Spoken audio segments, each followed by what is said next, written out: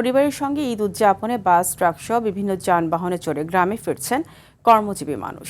এতে মহাসড়কগুলোতে যানবাহনের চাপ বেড়েছে কয়েক গুণ। চন্দ্রা, নবীনগর, ঢাকা, ময়মনসিংহ, ঢাকা মাওয়া ছাড়াও অন্যান্য সড়কের বিভিন্ন জায়গায় সৃষ্টি হচ্ছে যানজট। এতে ভোগান্তি বেড়েছে যাত্রীদের। আবার গণপরিবহনে ভাড়া বেশি নেওয়ায় ট্রাক ও পিকআপ ও মোটর সাইকেল যোগে বাড়ি যাচ্ছেন অনেকেই।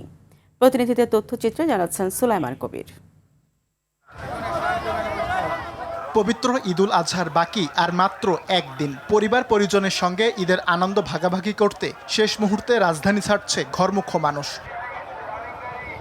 তবে থেমে থেমে বৃষ্টি, পরিবহন সংকট আর যানজটে বেশ ভোগান্তিতে পড়েছেন যাত্রীরা। সকাল থেকে আব্দুল্লাহপুর বাইপাইল ও নবীনগর চন্দ্রা মহাসড়কে যাত্রীদের চাপ বাড়তে থাকে। অভিযোগ করেন বাড়তি ভাড়া আদায়ের। গাড়ি ওইদিকে অ্যাভেলেবল আছে, কিন্তু ছাড়তেছে এক পিস করে ছাড়তেছে, এক পিস ভাড়া বেশি নিয়ে লোড করতেছে।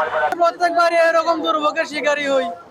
আমাদের করা কিছু নয়, প্রশাসন আমাদের পক্ষে নাই। গাজীপুরের ঢাকা ময়মনসিংহ ও ঢাকা টাঙ্গাইল মহাসড়কে বেড়েছে যানবাহনের চাপ। চন্দ্রা গাজীপুর মহাসড়কেও বেড়েছে ঘরমুখো মানুষের ভিড়। 10 কিলোমিটার এলাকা জুড়ে সৃষ্টি হয়েছে যানজট। 5টার থেকে দাঁড়িয়ে আছি, গাড়ি পাইতেছি না।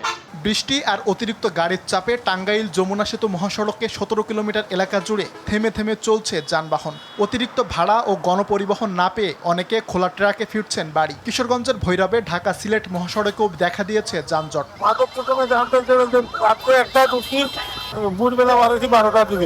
যানবাহনের চাপ বেড়েছে ঢাকা মাওয়া মহাসড়ক ও ফরিদপুরের ভাঙায়। তবে যাত্রীদের গুনতে হচ্ছে বাড়তি ভাড়া। কারণ যেখানে আমাদের ভাড়া 250 টাকা, সেখানে 350 টাকা চাচ্ছে। যাত্রীর ভোগান্তি বাড়তেছে, কিন্তু সিট না পাইলে তো এই ক্ষেত্রে আমাদের কাউন্টারের করার কিছু নাই। চাঁদপুর ও ভোলায় ঝড় বৃষ্টি উপেক্ষা করে নৌপথে বাড়ি ফিরছেন কর্মজীবীরা। তবে বাসের মতো লঞ্চেও অতিরিক্ত ভাড়া নেওয়ার অভিযোগ করেছেন অনেকেই।